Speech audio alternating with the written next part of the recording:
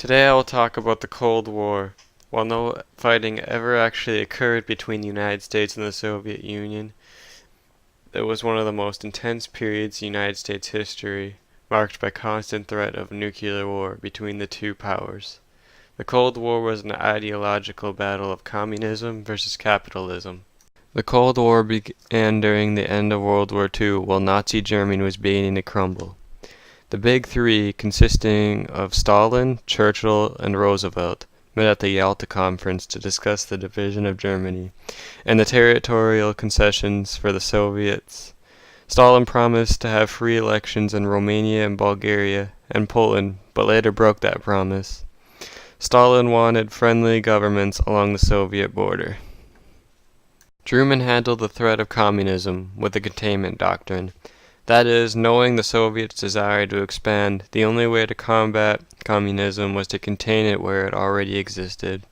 This doctrine was formulated by George F. Kennan. Later, when Greece and Turkey were under the threat of communism, Truman requested $400 million to bolster their defenses. He declared that it must be the policy of the United States to support free peoples who are resisting attempted subjugation by armed minorities or outside pressures. This became known as the Truman Doctrine. In 1948, the Soviets cut off all access to West Berlin to starve the Allies out. America responded by organizing the Berlin Airlift. For nearly a year, the aircraft provided much-needed supplies to the citizens of West Berlin, until, in 1949, the Soviets agreed to lift the blockade. In response to the growing fear of communism, the United States decided to join NATO. The 12 signees pledged to regard an attack on one as an attack on all. Tensions heightened in 1949 when the Soviets exploded their first atomic bomb, a lot earlier than most experts had predicted. This changed the idea of America having the upper hand of the Soviets in terms of weaponry. After World War II, the Soviets occupied Korea north of the 38th parallel, while the U.S. occupied south of the line. After the two withdrew in 1949, they left the peninsula an armed camp with two hostile regimes. On June 25, 1950, North Koreans with Soviet tanks attacked South Korea. General MacArthur led the U.S. during the war. He devised a daring strategy where he would land behind enemy lines at Incheon. It succeeded brilliantly and drove the North Koreans back. However, in 1950, thousands of Chinese soldiers attacked and fighting sank back to the 38th parallel until a truce was signed in 1953. In the Middle East, the United States was fearing Soviet penetration into oil-rich Iran. This heightened tensions during the Cold War. The government of Iran was supposedly being influenced by the Kremlin. They started to resist the power of giant Western companies that controlled Iranian petroleum. The CIA responded by helping to engineer a coup of the government in 1953. This installed the Shah of Iran as the leader. This left bitter resentment towards Americans with the Iranians. In response to NATO, the Soviet Union formed the Warsaw Pact. It was structured after NATO.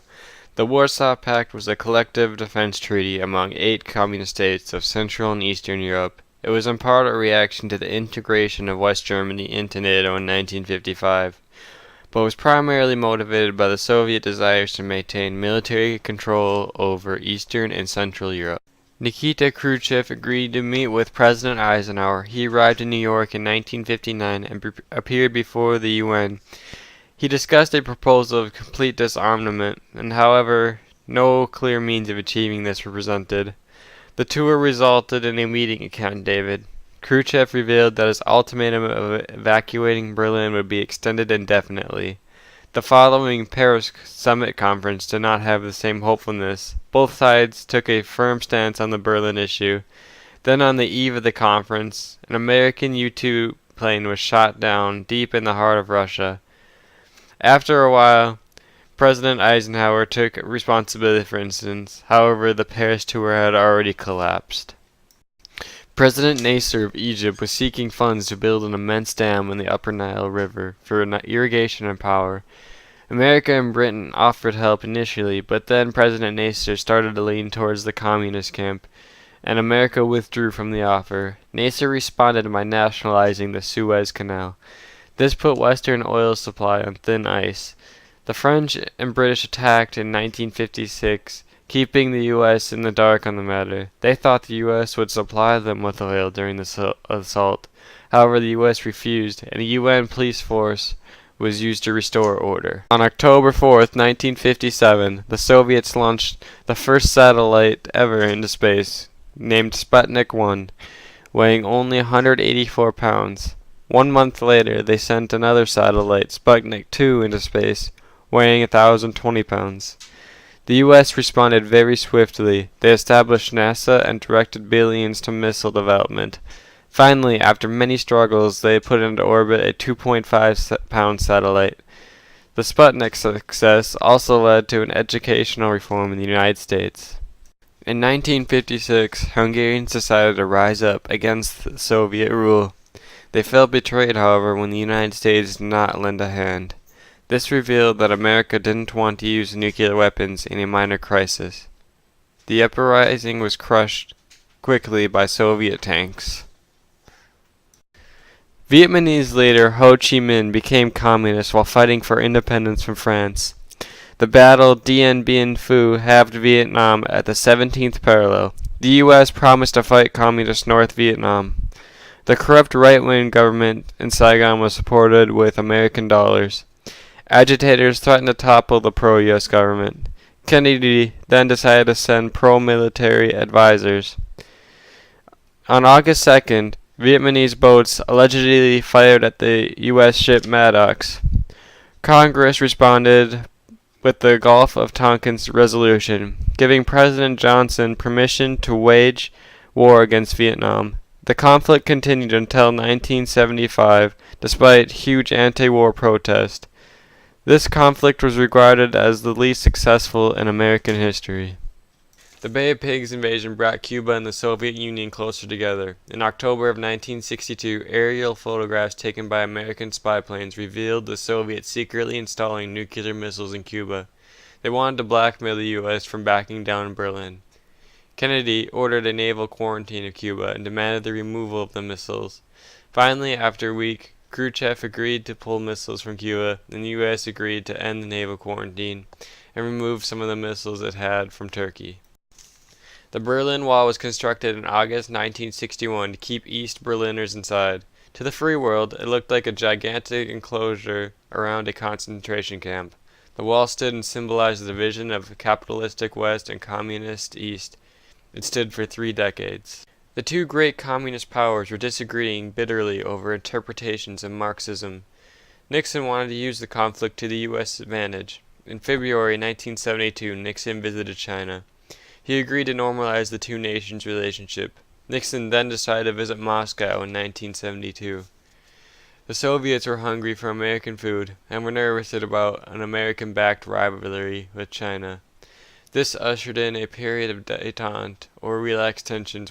On December 27, 1979, the Soviet Union invaded Afghanistan in a war that some have called Russia's Vietnam, as they were bogged down in this area for a decade. The U.S. responded by calling a grain embargo and an embargo on high-tech machinery to the Soviets. The U.S. provided weapons and dollars to the Afghan resistance. Soviet leader Mikhail Gorbachev was committed to radical reform in the Soviet Union. Two very revolutionary policies were glasnost and perestroika. Glasnost, or openness, introduced freedom of speech and a measure of political liberty. It forever changed the Soviet Union. Perestroika, or restructuring, was intended to revive the Soviet economy by adopting many practices of the capitalist West. President Reagan met with Mikhail Gorbachev, and these meetings formally ended the Cold War by reducing the armaments. In 1989, Germans danced on top of the Berlin Wall, a symbol of hate and division. The wall was finally brought down, and later Germany was reunited in 1990 for the first time after it was divided in 1945 after World War II. The radical reforms of Gorbachev upset many hardline communist leaders, and in August 1991 they attempted a failed coup. Gorbachev then resigned in 1991. The Soviet Union later dissolved into the Commonwealth of Independent States, with Russia the most powerful. The new governments embraced democratic reforms and a free market economy, and thus finally ending the Cold War. In conclusion, the Cold War was a battle of ideals.